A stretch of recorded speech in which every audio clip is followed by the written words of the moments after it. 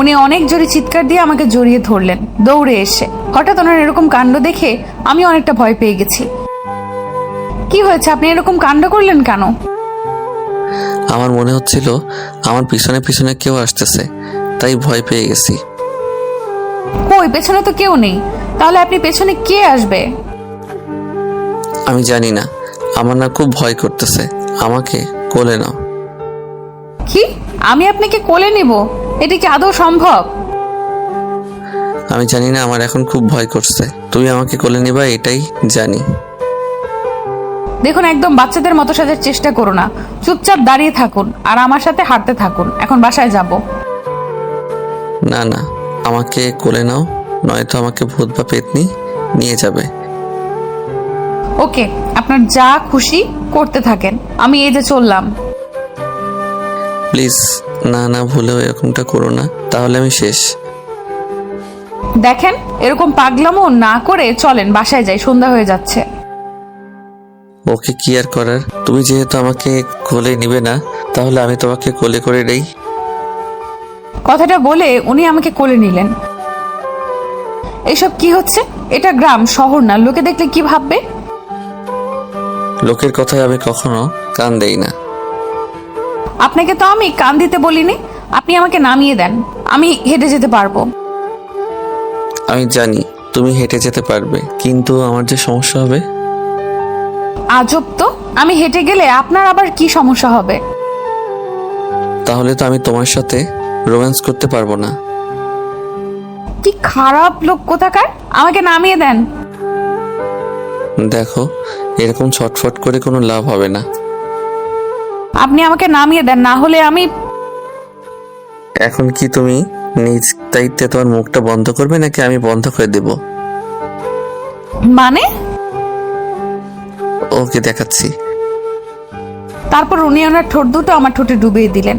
আমি আর কোনো কথা বলতে পারতেছি না, আমি শুধু ছটফট করে যাচ্ছি, আর এদিকে উনি আমাকে কিস করেই যাচ্ছে। আমি আমার হাত দিয়ে ওনার বুকে উড়াধরা পেটাতেই লাগলাম। না, গন্ডার হাতে বিড়াল ইঁদুর কোথাকার। আমিও সুযোগ পেলে অত্যাচার শুরু করে দেব তোর। এখন না হয় আমি তোর কাছে বন্দি, কিন্তু যখন মুক্ত হব তখন তোকে দেখে নেব। আমার ঠোঁটের 12টা বাজিয়ে দিল রে, এখনো ছেড়ে দেওয়ার নামই নিচ্ছে না। কি পাজি লোক। আমার ঠোঁটে কি এমন আছে এতক্ষণ ধরে থাকা লাগে? উফ, আমি তো কথাই বলতে পারতেছি না যে বলবো এখন ছেড়ে দেন না। উফ, আর কোনো উপায় না পেয়ে অনেক জোরে জোরে ছটফট করতে লাগলাম। আর কিছুক্ষণ যদি এইভাবে ধরে থাকে তো আমি শ্বাসকষ্ট রোগে মারা যাব। এতক্ষণ কেউ কিস করে? আমি আবার বাধ্য হয়ে ওনার ঠোঁটে ইচ্ছে করে কামড় বসিয়ে দিলাম। আমার এরকম কাণ্ড দেখে উনি খুব দ্রুত আমার ঠোঁট ছেড়ে দিয়ে আমার দিকে কেমন জানি মায়াবী চোখে তাকিয়ে আছে। আমি তো চোখের দিকে তাকিয়ে অবাক চোখে শুধু এখন আমাকে কাছে পাওয়ার নেশা দেখতে পাচ্ছি। আমি এক হাত দিয়ে ওনার গলা জড়িয়ে ধরে আর অন্য হাত দিয়ে হাত ধরে আছি, আর উনি আমার অপলক দৃষ্টিতে তাকিয়ে আছে। এই যে মিস্টার, এটা কি আপনার বেডরুম পাইছেন নাকি? আমার কথা শুনে উনি হকচকিয়ে উঠলেন। তার মন উনি এতক্ষণ একটা ঘোরের মধ্যে ছিলেন। এইটা আমার বেডরুম পাইছি মানে? আপনি আমাকে যেভাবে কাছে পেতে চাইতেছেন তাই বললাম। এটি কি আপনার বেডরুম? আসলে থাক, আর বাহানা করতে হবে না। এখন আমাকে কোলে করেই বাসা থেকে যেতে হবে, আর আমি নামতেছি না। কি বড় ভাই, এত বড় একটা আটার বস্তা আমি কোলে করে বাসায় নিয়ে যেতে পারবো? আমার ইচ্ছে করতেছে আপনাকে এখন পানিগুলোতে চুবিয়ে মেরে ফেলতে। বদমাইশ লোক কোথাকার। আমি আবার কি করলাম?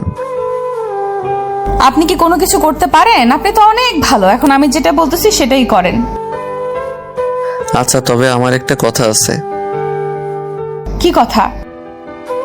তুমি আমাকে মনে মনে এত গালি দাও কেন? তার থেকে তো প্রকাশ্যে দিতে পারো। হে আল্লাহ, এই বজ্জাত কিভাবে বুঝতে পারলো যে আমি তাকে মনে মনে গালি দিই? কি হলো, কি ভাবছেন? কচু। কচু কি এমন জিনিস যা তিনি আপনি ভাবতেছেন? একটু দ্রুত চলতে থাকেন, রাত হয়ে যাচ্ছে, বাসায় টেনশন করবে। আমাকে কি মানুষ মনে হয় না যেভাবে বলতেছো? আচ্ছা, আপনি কি নিজে নিজে স্বীকার করতে চাচ্ছেন যে আপনি মানুষ না? আপনার সাথে আজাইরা কথা বলার আমার সময় নেই। তারপর উনি আমাকে কোলে করে বাসায় নিয়ে আসলো। বাসায় আসার পর আমার দিকে তাকিয়ে দেখে পুরো লাল হয়ে গেছে। তারপর দুজনেই রুমের ভেতরে চলে গেলাম। যান, তাড়াতাড়ি ফ্রেশ হয়ে নেন, ডিনার করতে হবে। চলো একসাথে ফ্রেশ হয়ে আসি। আমাকে কি পাগল পাইছেন? আপনার সাথে যাব ফ্রেশ হইতে, গিয়ে বিপদে পড়বো আবার? আরে আমার সাথে গিয়ে বিপদে পড়বে মানে? সেটা পাঠক পাঠিকারাই ভালো জানে কেন বিপদে পড়বো। আর আপনি লোকটা কেমন বেহায়া। আচ্ছা, আমি যদি এমন বেহায় না হতাম তাহলে তো তুমি এত আদর পাইতে না। তখন তো সবাইকে বলে বেড়াতে যে তোমার জামাইটা একদম আনরোমান্টিক। সবাইকে বলে বেড়াতে তোমাকে একটু আদর করে না। হয়েছে, আপনাকে আর লেকচার দিতে হবে না। একটু তাড়াতাড়ি ফ্রেশ হয়ে বেরিয়ে আসেন। তারপর উনি ফ্রেশ হয়ে বেরিয়ে আসার পর আমি নিজেও ফ্রেশ হয়ে বাইরে আসলাম।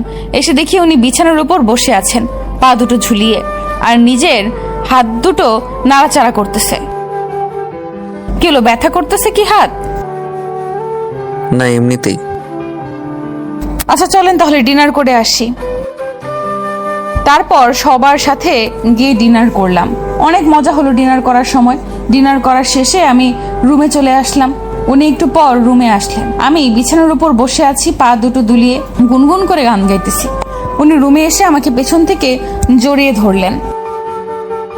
আপনার মাথায় কি সবসময় এগুলোই চলে? আমি আবার কি করলাম?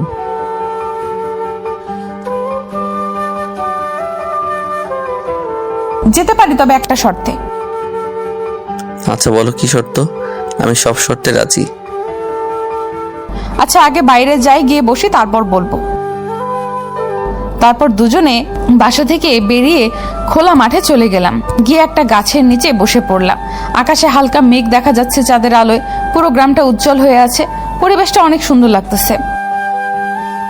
দেখো চারটা কেমন লুকোচুরি খেলতেছে। একবার মেঘের আড়ালে চলে যাচ্ছে, তো একবার বেরিয়ে আসতেছে। আমি ওনার কোলে মাথা রেখে শুয়ে পড়লাম। কি হলো, তোমার খারাপ লাগছে নাকি? না, অনেক ভালো লাগতেছে। আর আমরা এইভাবে থাকতে অনেক ইচ্ছে ছিল। আজকে সেটা পূরণ করার জন্য ধন্যবাদ। উনি কিছু না বলে ওনার ঠোঁট দুটো দ্বারা আমার কপালে একটা স্পর্শ করে দিলেন। আমিও চরম সুখে চোখ দুটো বন্ধ করে নিলাম। এই অনুভূতিটা যে কতটা আনন্দদায়ক সেটা আমি কাউকে বলে বোঝাতে পারবো না।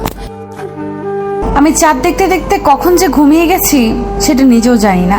সকালে যখন আমার ঘুম ভাঙলো, নিজেকে আমি রুমে আবিষ্কার করলাম। পাশে তাকিয়ে দেখে উনি ছোট বাচ্চাদের মতো ঘুমিয়ে আছে। কি সুন্দর লাগতেছে তাকে। কিন্তু যখন ঘুম ভেঙে যাবে তখন বজ্জাতের হাড্ডিদের মতন দেখা যাবে। নিজের শরীরের দিকে চোখ পড়তেই দেখলাম সবকিছু কেমন এলোমেলো হয়ে আছে। আমি যখন ঘুমিয়ে পড়ি তখন আমার শরীরের কিছুই ঠিক থাকে না। আজও তার ব্যতিক্রম নয়। বিছানা থেকে নেমে ওয়াশরুমে চলে গেলাম। গোসল করে টাওয়েল দিয়ে শরীর ঢেকে নিয়ে বাইরে আসলাম। এসে দেখি এখনো কি শুয়ে আছে। আর এখন একটু মাথায় দুষ্টু বুদ্ধি চলে আসলো। আমি তার কাছে চলে গেলাম আর আমার ভেজা চুলগুলো ওনার মুখের উপর ছেড়ে দিলাম। আমি ঘুমিয়ে আছি, হঠাৎ করে মনে হলো আমার মুখে বৃষ্টি পড়তেছে। কিন্তু আমার যতটুকু মনে পড়ে আমি তো রুমের ভিতরে আছি, তাহলে এটা কিভাবে সম্ভব? তাই আর দেরি না করে তাড়াতাড়ি চোখ দুটো খুলে আমি যেটা দেখতে দেখলাম আমার সামনে একটা পরী দাঁড়িয়ে আছে। সেই পরী তার চুলগুলো আমার মুখের উপর ছেড়ে দিয়েছে। ফর্সা গায়ে পানির ফোঁটাগুলো কি নিখুঁতভাবে আটকে আছে। আমার হিংসা হচ্ছে। এইভাবে আটকে থাকার কি আছে? পানির ফোঁটাগুলো যেন আমার পরীটার সৌন্দর্য দ্বিগুণ করে দিয়েছে। টাওয়েলটা দিয়ে বুক থেকে হাঁটু পর্যন্ত ঢেকে রেখেছে। আমি এক দৃষ্টিতে আমার পরীটার দিকে তাকিয়ে আছি। এ যেন তার অন্যরকম একটা রূপ। কি হলো, কি ভাবতেছেন? আর এভাবে তাকিয়ে আছেন কেন? সেটা তোমার না জানলেও চলবে। তুমি যেভাবে আছো ঠিক সেইভাবেই থাকো। আচ্ছা যেটাই হোক, কিন্তু আপনি এখন উঠেন, উঠে গোসল করে আসেন। কি বলো? এই ঠান্ডায় আমি গোসল করতে পারবো না, পরে গোসল করব। কি, এখনই গোসল করতে যাবেন? আর কোনো কথা চলবে না। উনি কোনো কথা না বলে আমার হাত ধরে টান দিয়ে বিছানার উপর শুইয়ে দিলেন আর আমার উপর উনি শুয়ে পড়লেন। এটা কি হলো? যা হয়েছে অনেক ভালো হয়েছে। আপনার মতন আলুর বস্তার ওজন কি আমি নিতে পারি? এটা কি আদৌ সম্ভব?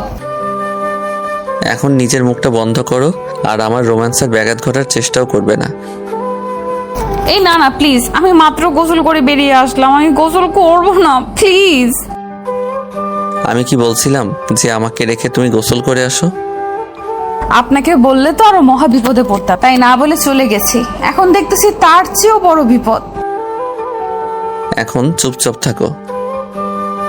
ওনার কথাগুলো কেমন জানি ভারী ভারী লাগতেছে। উনি নিঃশ্বাস অনেক জোরে জোরে নিচ্ছেন। উনি আস্তে আস্তে ওনার ঠোঁট দুটো আমার ঠোঁটের কাছে নিয়ে আসতে লাগলেন। আমার বুকের ভেতর কেউ হয়তো হাতুড়ি দিয়ে পেটাচ্ছে। আমার নিঃশ্বাসটা অনেক ভারী হয়ে আসতেছে, আমি নিঃশ্বাস নিতে পারতেছি না।